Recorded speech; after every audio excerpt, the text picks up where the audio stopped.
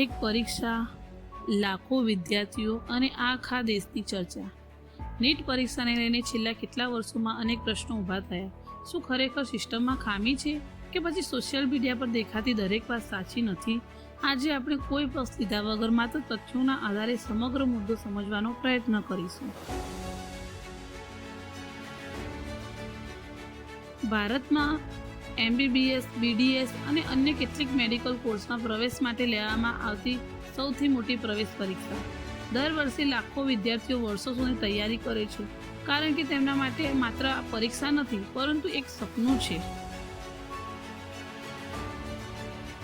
પરંતુ જ્યારે કોઈ પરીક્ષા પર પેપર લીક, ગેરરીતિ અથવા અનિયમિતતાનો આરોપ લાગે ત્યારે સૌથી વધુ અસર વિદ્યાર્થીઓ પર પડે છે.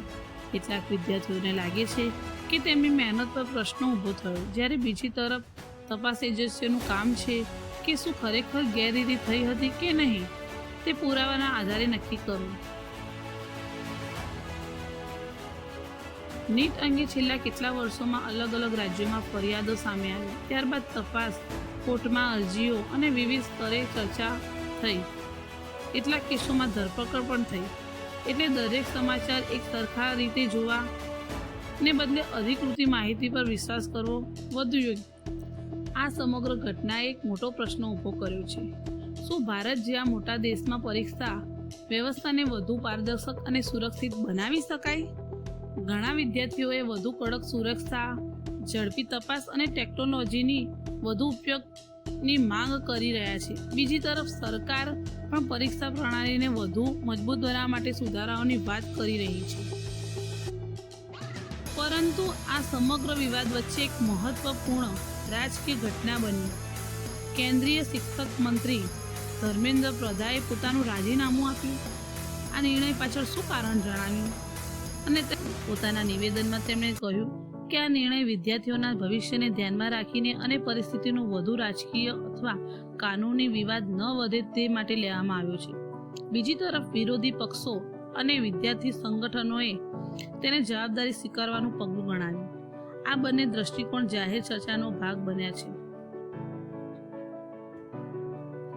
સરકારે નીટ સંબંધિત તપાસ CBIને સોંપી, પરીક્ષા વ્યવસ્થામાં સુધારાની જાહેરાત કરી અને ભવિષ્યમાં વધુ સુરક્ષિત પદ્ધતિ તરફ આગળ વધવાની વાત કરી.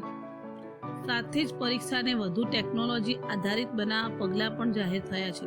બીજી તરફ વિદ્યાર્થીઓની માંગ છે કે પારદર્શિતા, વિશ્વાસ અને સમયસર કાર્યવાહી મજબૂત બને.